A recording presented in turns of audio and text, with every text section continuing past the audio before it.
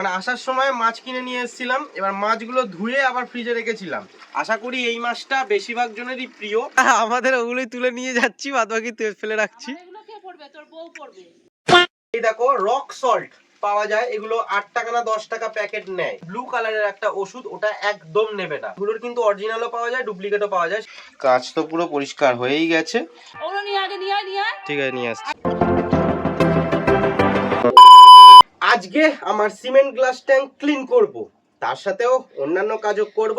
তো চলো দেরি না করে ব্লগটা শুরু করা যাক।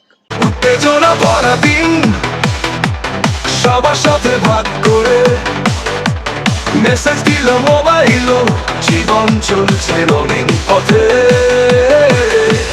কুণালের লাইফ দেখো এত স্টাইল, ইউটিউবে লাইভ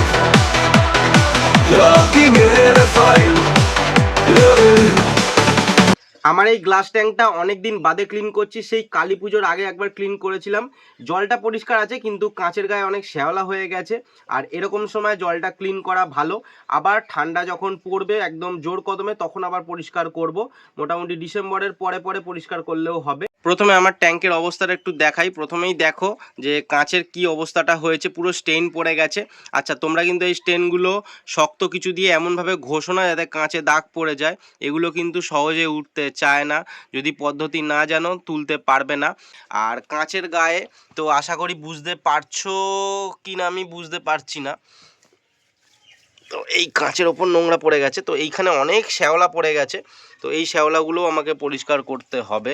এইবার যে সমস্যাটা হবে সেটা হচ্ছে, পুরো ভিডিও আমি তোমাদের দেখাতে পারবো না। তার কারণ আমার মোবাইলের যে হোল্ডিং স্ট্যান্ডটা, ওটা আমি ভুলে চলে এসেছি মাসির বাড়িতে, সেটা তোমাদের আগেও বলেছি। তো আমি যদি ফোনটাকে হোল্ডিং করে এক জায়গায় না রাখতে পারি, তো আমি কি করে তোমাদের দেখাবো। সোহমের একটা ছোট্ট স্ট্যান্ড আমার কাছে রয়েছে, ওটাতেই ফোনটাকে হোল্ড করেছি আমি। এইবার দেখো কেমন ভাবে নবটা খুলে দিলেই, এই দেখো গাছ হয়ে গেছে, ফান গাছ। তো এই নবটাকে আবার যদি আমি এরকম ভাবে খুলে দিই, ব্যাস এইবার জল দেখো এখান থেকে পুরো বেরিয়ে চলে যাবে। দেখো এইবার আমাকে নজর রাখতে হবে একটা জিনিসের ওপরে। কি জিনিস জানো? আগেরবার যখন জল পরিষ্কার করতে গেছিলাম, এই ড্রেনের মুখে একটা মাছ ঢুকে গেছিলো। তো মাছটা মরে গেছিলো, সেটা তোমাদের আমি বলেছিলাম, আমি দেখাইনি। তো এবার নজর রাখতে হবে যাতে আবার মাছ না ঢুকে যায়। তো দেখো ব্যাটারাই যে রয়েছে সব এক জায়গাতে, ঠিক ড্রেনের এই জায়গাটাতেই থাকে। আর একটা যেই যে দূরে দেখতে পাচ্ছ এই যে টালিটা, ওর নিচেই ওখানটাতে আছে ড্রেন। তো ওইটা আমি চাপা দিয়ে রেখেছি, কিন্তু তাও কি করে যেরকম ভাবে ঢুকে গেছিল আগের বারে আমি জানি না। 1 মিনিটেই কতটা জল নেমে গেল, দেখো এতটা নেমে গেল জল। জলটা আশা করি নর্মাল জলের থেকে অনেক ঠান্ডা হবে, কারণ খোলা আকাশের নিচে রয়েছে। না না, একটা শেড এই যে রয়েছে, কিন্তু এই শেডটা জাস্ট উপরে একটা ছাউনি, যাতে রোদ্দুরটা না পড়ে। কিন্তু এই সাইডে তো ফাঁকা, সাইডে তো এই যে আলো আসে, তো জলটা আশা করি ঠান্ডা হবে। তো দাঁড়াও একবার দেখি তো কেমন ঠান্ডা।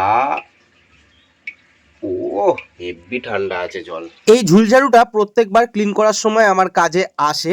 এই অ্যাকোরিয়ামটার জন্য বড় ফিল্টার আছে, তাতে সব নোংরা টেনে নেয়, কিন্তু তারপরেও কিছু নোংরা তলায় থাকে, সেগুলো এই ঝুলঝাড়ুর মাধ্যমে ঠেলে বার করে দিচ্ছি। এইবার তোমাদের বলি, যদি অ্যাকোরিয়ামের কাছে শ্যাওলা পড়ে যায়, মোটা হয়ে নোংরা ধরে যায়, তো কিভাবে পরিষ্কার করবে? খুব সহজ পদ্ধতি।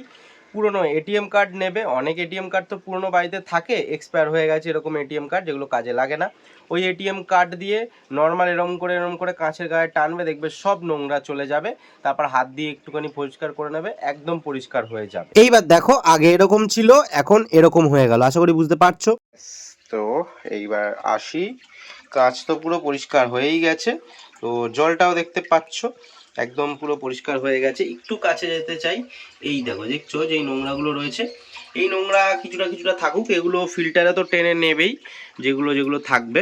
আর বাদবাকি কিছুটা থাকা ভালো, এগুলো মাছের পক্ষে ভালো। এইবার খাওয়া দাওয়া করিতে হইবে। আমি আমার ক্যান নিয়ে নিয়েছি, মা রুটি আর আলু চচ্চড়ি করেছে। আর এখন টাইম হয়ে গেছে 12:30, ভাবা যায়। খাওয়া দাওয়াটা করে নি, তারপর আসছি।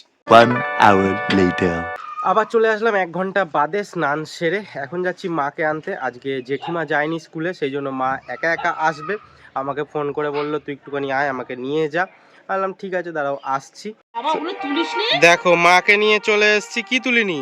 ওগুলো যে রোদে সকালে দিয়ে গেলাম, তোকে বললাম অত সৃষ্টি। কি কাজ করবো আমার অ্যাকোরিয়াম পরিষ্কার করছিলাম আমি। ওগুলো নিয়ে আগে নিয়ে আয়। ঠিক আছে, নিয়ে আসছি। আমি যে ওটা রোদে দিয়েছি দেখেছিস তুই? হ্যাঁ।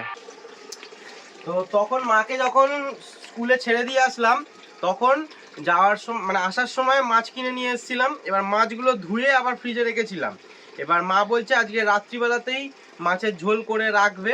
এবার মাছগুলো মেন গোটা গোটা দিয়ে দিয়েছে, তেলাপিয়া মাছ কিনে আনা হয়েছে।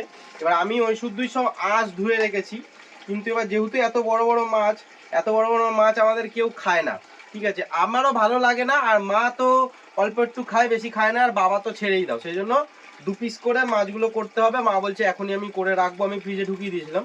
তো যাই হোক, মা আবার লাল শাকও এনেছে, এই লাল যে শাকটা আমার প্রিয়। আর দেখো এই দেখো আমুদি মাছ আছে। আশা করি এই মাছটা বেশিরভাগ জনেরই প্রিয়, কিছু কিছু জনের নাও হতে পারে।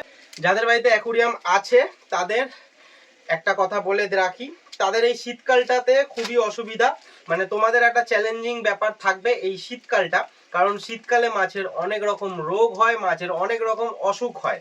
তো তার জন্য কি করতে হবে, অনেক জায়গায় অনেক রকম বলবে যে এই ওষুধ দাও, ওই ওষুধ দাও, ব্লু কালারের ওষুধ পাওয়া যায়, তো ওই সব ওষুধ একদম নেবে না। আমি যেটা বলছি, আমি যেটা দেখাচ্ছি সেটা অবশ্যই করো, তোমাদের মাছ একদম সুস্থ থাকবে। প্রত্যেক সপ্তাহে ধরো একটা দিন করলে রোববার দিনকে বা আবার পরের রোববারে, মানে 8 দিন হচ্ছে রোববার থেকে রোববার, বা সোমবার থেকে সোমবার, বা মঙ্গলবার থেকে মঙ্গলবার, কি করবে, এই দেখো রক সল্ট পাওয়া যায়, এগুলো 8 টাকা না 10 টাকা প্যাকেট নেয়, এই রক সল্টও নিতে পারো, বা লুজ রক সল্ট পাওয়া যায় যেগুলো খুবই ভালো, ওই রক সল্টও নিতে পারো। এই রক সল্ট তোমার অ্যাকুরিয়ামের সাইজ অনুযায়ী, যদি 2 ফুট হয়, 3 ফুটের অ্যাকুরিয়াম হয়, একদম অল্প দেবে, ঠিক আছে। এই রক সল্ট তুমি কি করবে, এরকম ভাবে হাতে নেবে, নিয়ে তুমি জলের মধ্যে দিয়ে দেবে।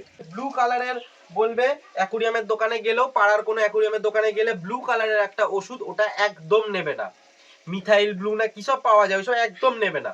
এই ওষুধটা হচ্ছে গ্রিন মালাচি এফ, এই যে কৌটোটা দেখে রাখো, এরকম দেখি কৌটো, সামনে থেকে দেখায়। হ্যাঁ এরকম কৌটো দেখো, আমি এই কোম্পানির, লেখাটা দাঁড়াও আবজা হয়ে যাবে, না না দেখা যাচ্ছে। আচ্ছা ঠিক আছে। আর এগুলোর কিন্তু অরিজিনালও পাওয়া যায়, ডুপ্লিকেটও পাওয়া যায়, সেটা তোমারও বোঝা সম্ভব না, আমারও বোঝা সম্ভব না, কিন্তু যদি ডুপ্লিকেট হয় কম কাজ করবে, আর অরিজিনাল হলে ভালো কাজ করবে। তো এটাও পরিমাণ অনুযায়ী, যদি তোমার 1 ফুট অ্যাকুরিয়াম হয়, 4 ফোঁটা ড্রপারের যে ফোঁটা আছে 4 ফোঁটা দিতে পারো। আমার একটা আইডিয়া হয়ে গেছে, আমি তাই জন্য দেখতে পারো, দেখো এরকম ভাবে দিয়ে দিই।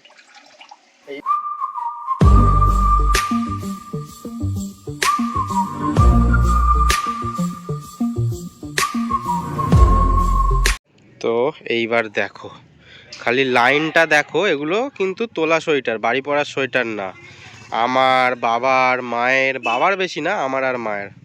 মা এখন সব সোয়েটারগুলো তুলবে, অনেক সোয়েটার। হ্যাঁ আমি সব সকালে রোদ তুলে দিয়েছি। হ্যাঁ, তো দিয়েছো যখন তুলবেও, আমি পারবো না। পড়বে কে? তুই, তোর বাবা। তোমার ওইগুলো, তাহলে আমি যে কটা আমাদের ওগুলোই তুলে নিয়ে যাচ্ছি, বাদ বাকি ফেলে রাখছি। আমার এগুলো কে পড়বে? তোর বউ পড়বে।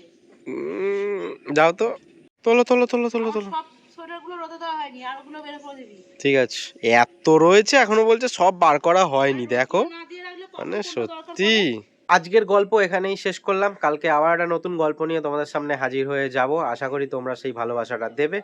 আর এই গল্পটাতে কেমন লাগলো অবশ্যই লাইক করে জানিও, কমেন্ট করে জানিও, আর ভালো লাগলে চ্যানেলটা সাবস্ক্রাইব করো। Tata, take care.